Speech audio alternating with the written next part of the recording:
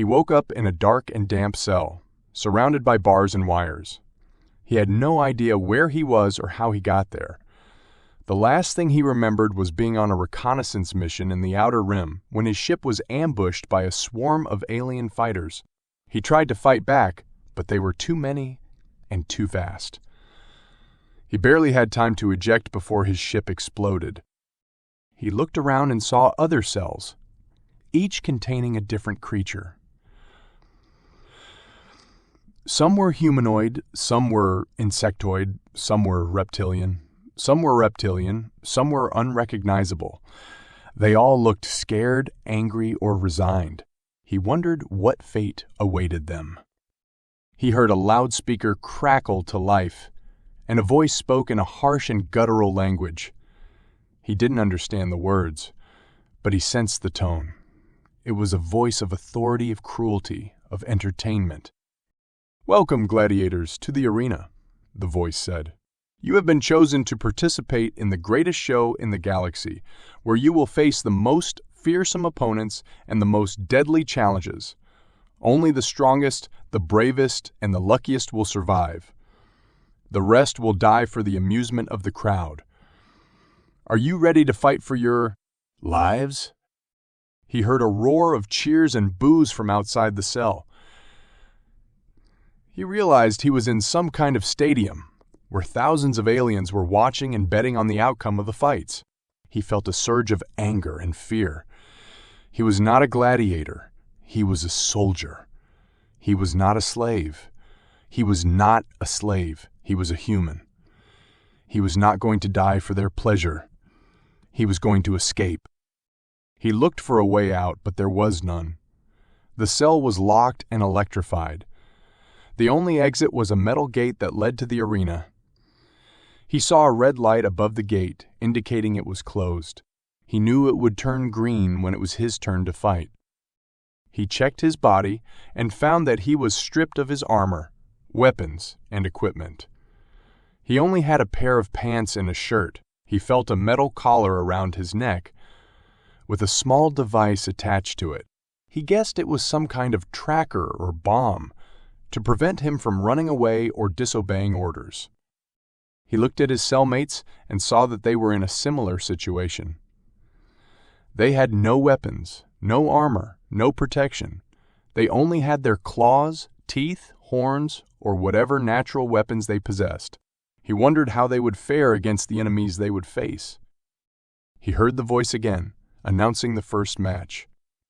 "The first fight of the day is between the Zorax and the Krill. The Zorax is a 6-legged beast with razor, sharp claws, and a venomous sting. The Krill is a 4-armed warrior with a hard shell and a fierce temper. Who will win this battle of brute force and agility?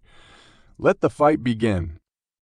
He saw the gate of the cell opposite to his open, and a large creature emerged. It was the Zorax, a monstrous insectoid that resembled a giant scorpion. It scuttled towards the arena, making a clicking noise with its mandibles. He saw another gate open, and a smaller creature came out. It was the Krill, a humanoid crustacean that looked like a lobster man. It had 4 arms, each holding a metal blade. It ran towards the arena, shouting a war cry. He watched as the two creatures clashed in the center of the arena, slashing, stabbing, and biting each other. Blood and ichor splashed on the sand. The crowd cheered and jeered, placing their bets and rooting for their favorites. He felt a pang of pity for the fighters, who were forced to kill or be killed for the entertainment of others. He wondered if he would have to face one of them, or something worse. He wondered if he would ever see his home, his family, his friends again. He shook his head and tried to focus. He knew he had to find a way to survive and escape. He knew he had to use his brain.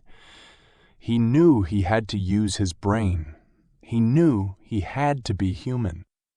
He looked around and saw a small camera mounted on the wall of his cell, recording his every move. He guessed it was broadcasting his image to the crowd, who were probably curious about the new and exotic fighter.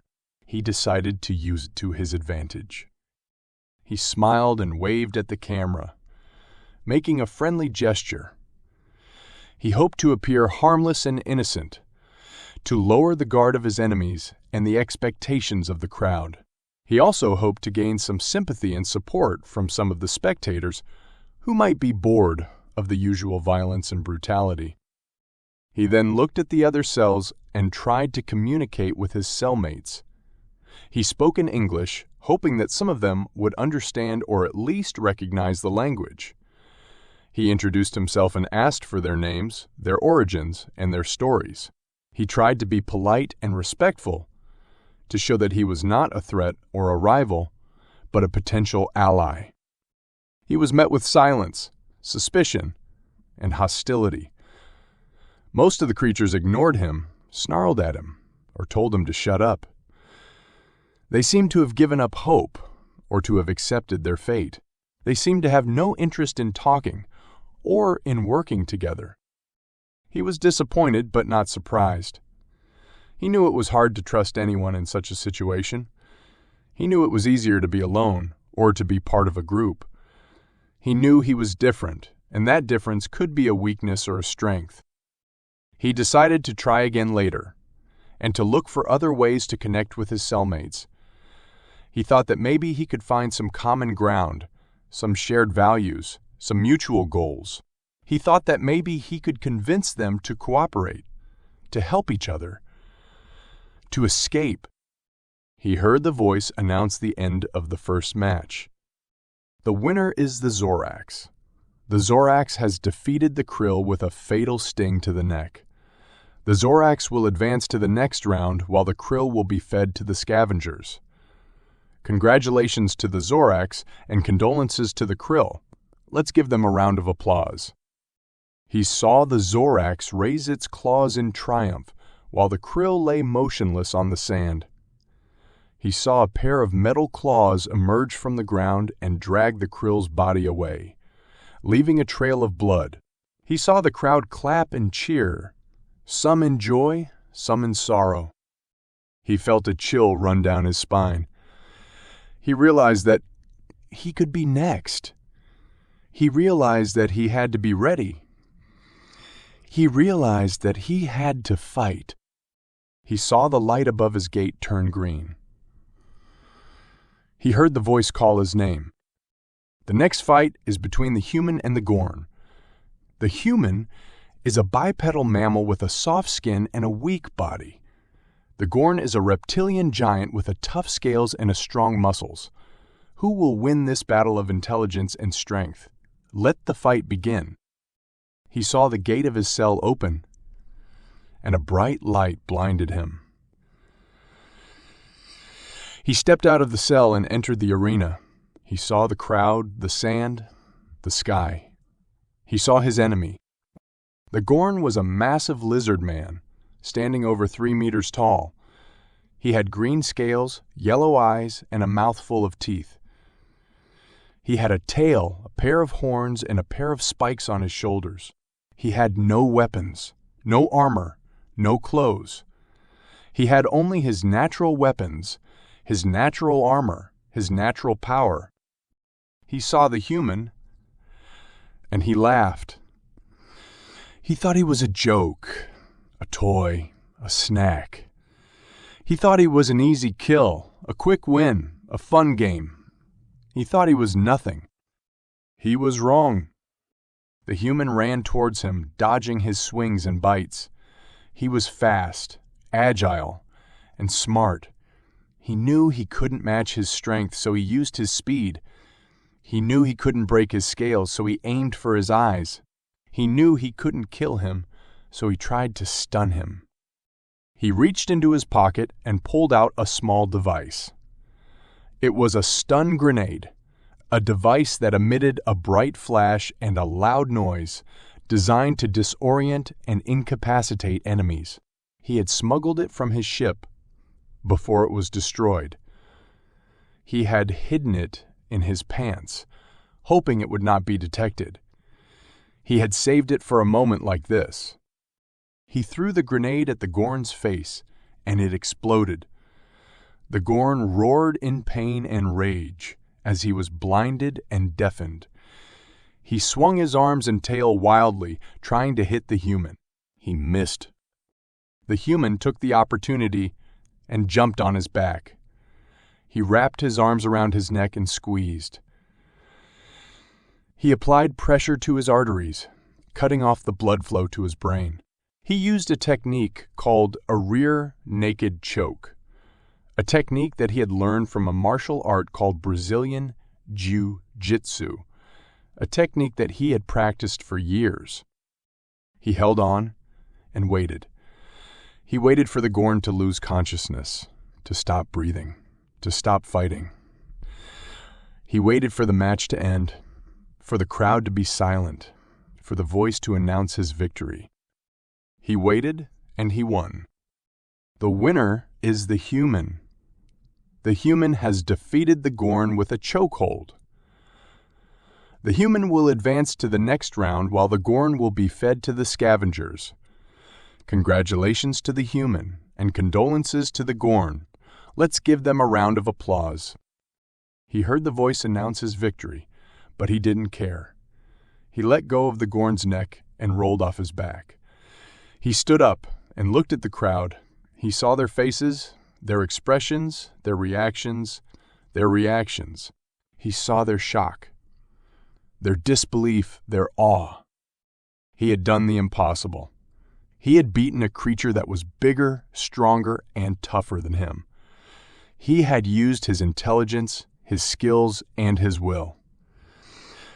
He had shown them what it meant to be human. He raised his fist in the air and shouted. He shouted his name, his rank, his planet. He shouted his defiance, his pride, his challenge. He shouted his humanity. I am John Smith, Lieutenant of the United Earth Federation. I am from Earth, the third planet of the Sol System. I am not your slave.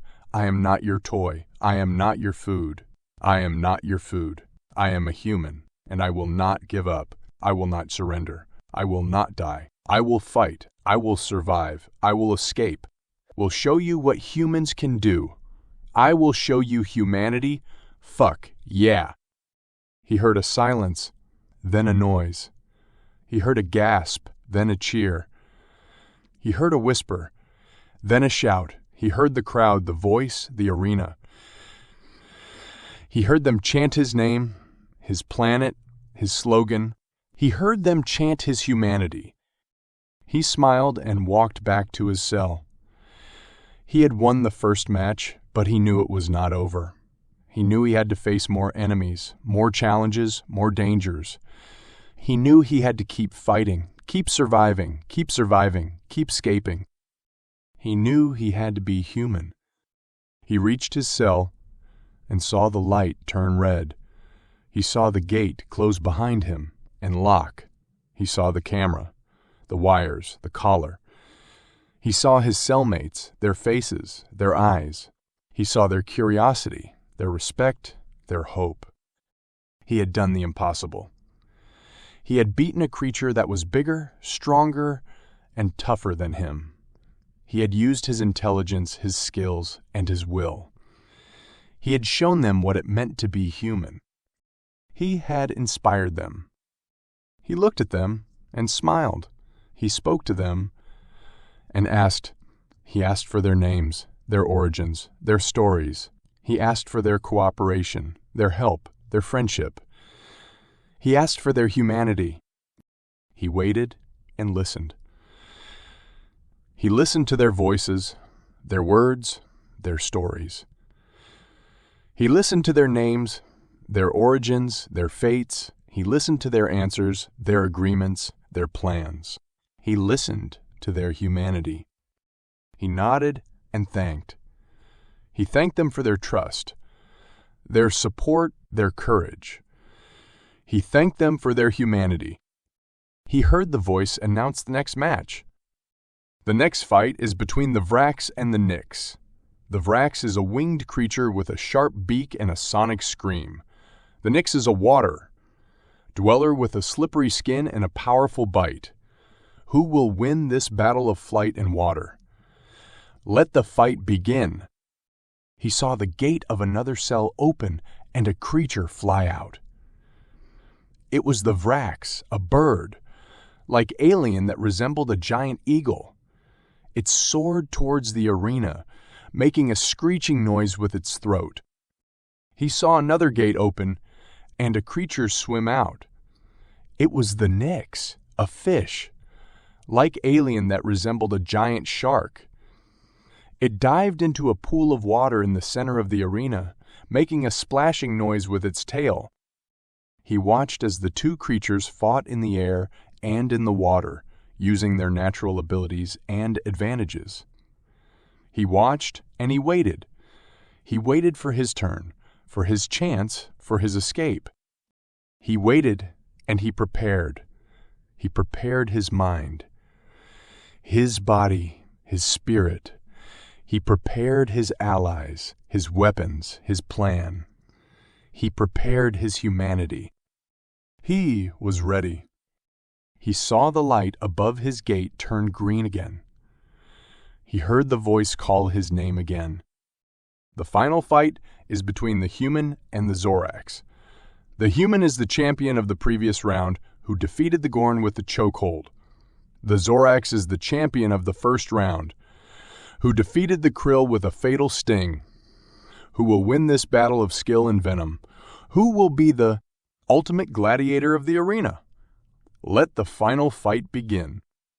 He saw the gate of his cell open, and a bright light blinded him.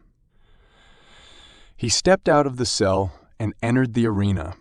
He saw the crowd, the sand, the sky. He saw his enemy.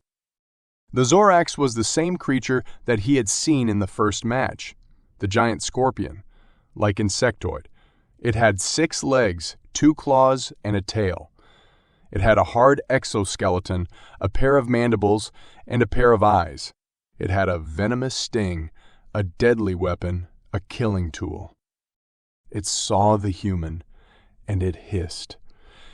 It remembered him, the one who had cheered for the Krill, the one who had mocked it, the one who had challenged it.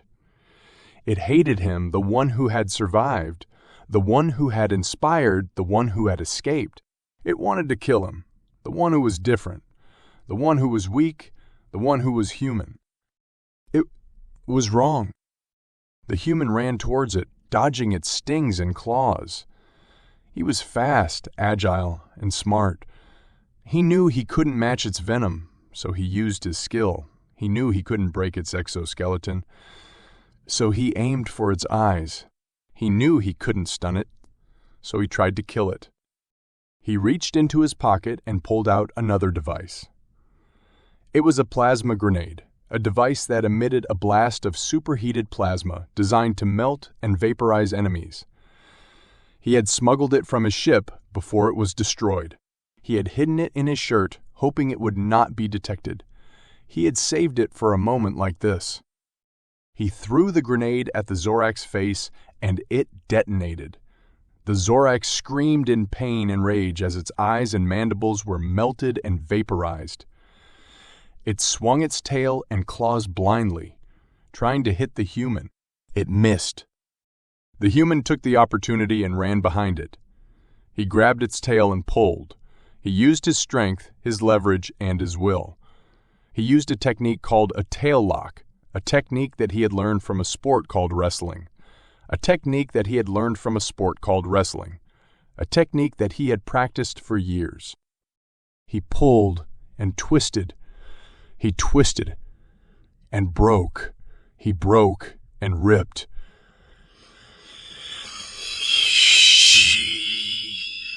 He tore and removed. He removed its tail, its weapon, its tool. He removed its venom, its power, its life. He held the tail in his hand and stabbed it into its body. He stabbed it into its heart, its core, its source. He stabbed it and killed it. He killed the Zorax. The winner is the human, The human has defeated the Zorax with a plasma grenade and a tail lock. The human is the ultimate gladiator of the arena, the champion of the galaxy, the legend of the universe. Congratulations to the human and condolences to the Zorax. Let's give him a standing ovation. He heard the voice announce his victory, but he didn't care. He dropped the tail and walked away. He walked towards the gate, the exit, the freedom. He walked, and he waited for the gate to open, for the guards to come, for the guards to come, for the collar to explode. He waited, and he acted. He acted with his mind, his body, his spirit. He acted with his allies, his weapons, his plan. He acted with his humanity. He was ready. He saw the gate open and the guards come. They were armed with rifles, batons, and shields. They were ordered to escort him, to restrain him, to control him. They were confident, arrogant, and careless. They were wrong. He saw his allies act, and he acted with them. They were his cellmates, his friends, his comrades. They were the ones who had survived. They attacked the guards, using their natural weapons, their hidden weapons, their stolen weapons. They used their claws, their teeth, their horns, their spikes. They used their blades, their grenades, their guns, their bombs. They used their skills, their courage, their will. They fought the guards, and they won. They won their freedom. He saw the crowd panic, and he ignored them. He saw the voice scream, and he silenced it. He saw the camera record, and he destroyed it. He saw the wires spark, and he cut them. He saw the collar beep, and he removed it. He removed his collar, his tracker, his bomb. He removed his slavery, his captivity, his death. He removed his weakness, his fear, his doubt. He removed his obstacle, his enemy, his problem. He removed his collar, and he threw it away. He threw it away, and he ran. He ran towards the exit, the ship, the home. He ran, and he waited. He waited for his allies, his friends, his comrades. He waited for them to join him, to follow him, to escape with him, to escape with him. He waited, and he welcomed. He welcomed them with his smile, his hug, his handshake. He welcomed them with his gratitude, his respect, his friendship. He welcomed them with his humanity. He welcomed them, and he left. He left the arena, the stadium, the planet. He left the show, the game, the nightmare. He left the horror, the pain, the death. He left the past, the present, the future. He left the arena, and he flew. He flew towards the sky, the stars, the space. He flew towards the freedom, the peace, the life. He flew towards the hope, the dream, the goal. He flew towards the home. He flew and he lived. He lived with his mind, his body, his spirit. He lived with his allies, his friends, his comrades. He lived with his humanity. He lived and he was happy. He was human.